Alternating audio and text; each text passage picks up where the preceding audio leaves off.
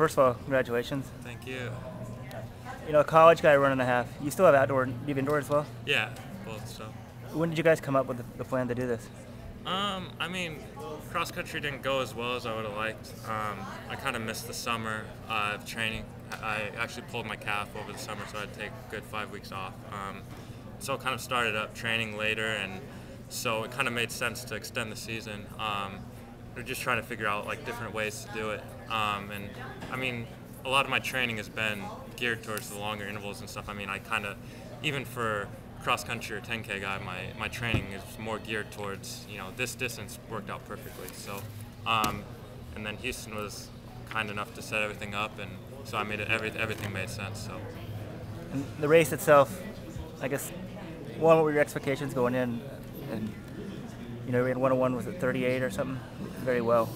Was it about what you expected, or better than expected? A lot better than expected. Wow. I mean, we kind of anywhere in between 440 and 442 would have been, you know, exactly would have been the highest of expectations. Like if everything goes correctly, like this is what we're gonna do. Which today everything just seemed to work well. And I mean, it's my first road race, so kind of different feeling. And I mean, if I would have ran 63, I would have been happy, you know. So this is just like a big surprise. So. And were you with Scotty throughout the race? Was there a group?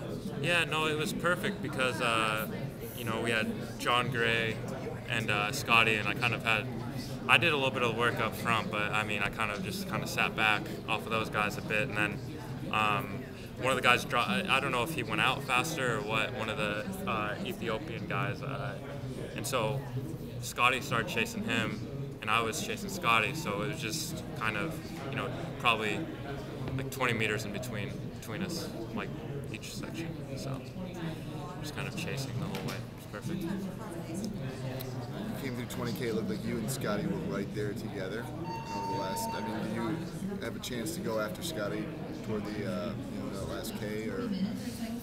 I mean, I don't know where it was, but I kind of made my final surge probably around somewhere like 700 or 600 to go. And, you know, that was kind of maybe a little bit too early, but, you know, he definitely toasted me the last 400. So, I mean, I was pretty close. I kind of made the surge, and then he passed me with 400 to go, and he had a really good last 400. So. So will you be doing an indoor campaign this year? Yeah, I mean, well, I've got to sit down with coaches and figure all that out. I mean, if it makes sense to help the team out, just because, you know, we've had pretty good luck in placing high in indoors. And I mean, my little brother goes to Boise State, so it being in Boise, you know, maybe it would be fun just to be able to go out there 4 hours from hometown Ogden, Utah. So maybe, you know, coaches, high school coaches, parents, friends. I mean, it would be really cool just to go up and just have a good experience at my last indoor season. So we'll see though. What did the race feel like? What was the effort, the intensity different from what you're accustomed to? I mean, it was different because, you know, talking to the coaches and stuff, they were really scared I was gonna go out too fast the first mile, and that definitely wasn't the case. I mean, I didn't expect it to be easier. I mean, it definitely kind of flows along, and I mean, you go through neighborhoods and stuff, it almost feels like you're just on, the way we were running in a pack of 3, it definitely felt like, you know, it was just like a tempo run, and there was times when you relaxed, and there was times when you had to press, and, you know, Scotty was kind of throwing in like 30-second surges, and I would kind of have to be like, all right, is he going to keep going at this, or like do it, and kind of just evaluating it. It's a lot different than on the track, because on the track, if someone does that, they're usually caught a lot sooner, and you don't know. So. What's your experience with road racing up until this point? Oh no, this is my first one ever. So yeah, I mean, a lot of kids on the team from California, they'll be like, oh well, have you jumped, or Texas, you know, Parker Stinson, have you jumped in have you ever ran a half before? What's your time? And I was like, I have no clue. Maybe it's not as much of the Utah culture in high school just to jump in half marathons or even 10Ks and stuff like that. But I mean, in high school I would have never imagined running that far, even on the longest of runs. So. Have you been doing longer tempos, or like what's the longest workout you've done? Yeah, I mean, it's been really. That's like probably the only part that's changed in my training. I mean, if I do Ks and stuff, it's the same amount as I did during cross usually.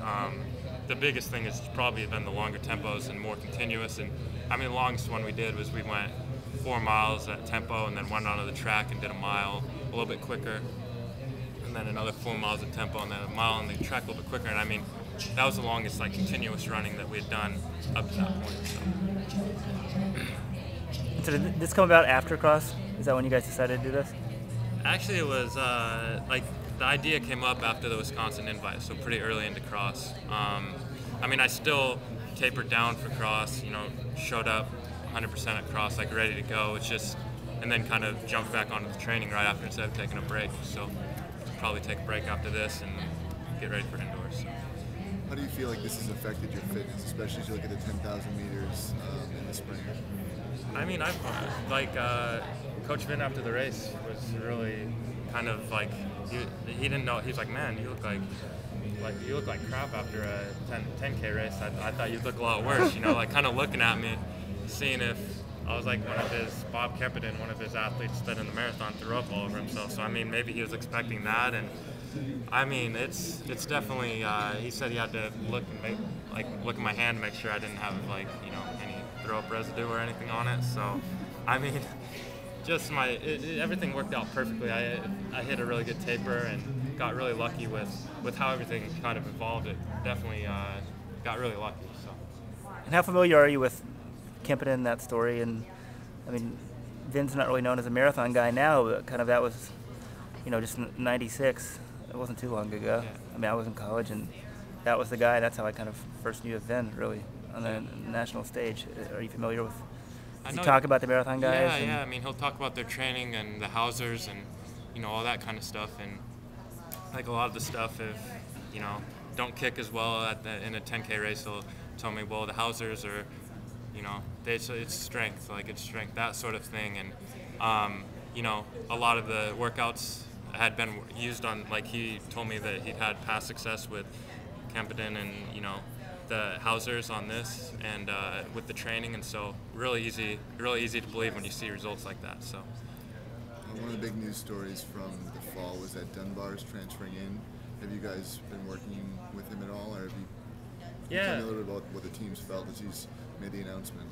No, he's a great fit. I mean, coming back from break, I kind of was hitting more of a taper, so when they were doing miles or whatever, I wasn't jumping in on those, but I've done all my training runs and all that kind of stuff, and he's great to have around. I mean, just great energy, just wants to excel. Everything's around, let's do well on the track this year and then cross country the next year, and it's kind of cool to not kind of like hand it off to someone like him and Parker, that have an appreciation for like the Oregon tradition. Even though he's from Portland, he knows the Oregon tradition and stuff. And I actually did a workout 400s with him just at pace, and I mean we switched off, and he'll mesh really well with the group up there. So.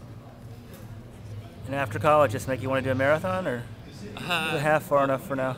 We'll see. I mean, I was surprised at how quick it went by, but I mean that's only halfway. I mean, I was, kind of, I definitely would have to figure out the fluids. I mean, I put them all out there, but definitely didn't grab any. I think it's a whole nother beast, just because, like I said, it's only halfway, and I mean, I'm sure that I'd like to work towards that, but I mean, not in maybe not in the coming year, but maybe in 2 years or something down the road. I think that'd be a lot of fun to train for and do. I really like the training for it. So. What sort of mileage you do?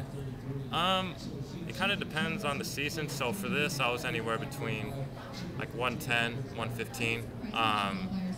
Don't really do as many like doubles and stuff. Most of it's in single sessions, and the long run isn't really too long. I mean, hour 40, hour 50, nothing like, just normal, nothing like pickup or anything at the end. So, I mean, it's kind of just a lot of the same stuff that I had used for cross country, but this time around, I emphasized more rest and stuff like that. Maybe more of a marathon approach to the training than like a 10K where you're trying to like run all the training runs at 5:40 pace, 6-minute pace. And this was more, you can go out and run 6:30, 6:40 for the training runs instead of that, and using recovery a lot more. And I think that's been the biggest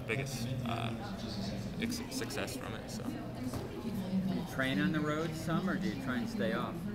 Well, I kind of do a lot of the stuff on pavement. I mean, we do have a lot, like in Eugene, there's multitude, like it's not that there's not the trails. I definitely do a lot of the stuff on the trails, but probably I'd say at least 30% of the stuff I do is on pavement, just because last year I got into really good shape, like over winter break, and then actually like the day before one of the 5K qualifying meets, I was out on like just a jog or whatever and rolled my ankle pretty bad, where I got like peroneal problems and stuff. So kind of coming back from that, I had to run on the pavement more, and it's just kind of been better on my calf and that sort of thing. So. Well, good job. Congratulations.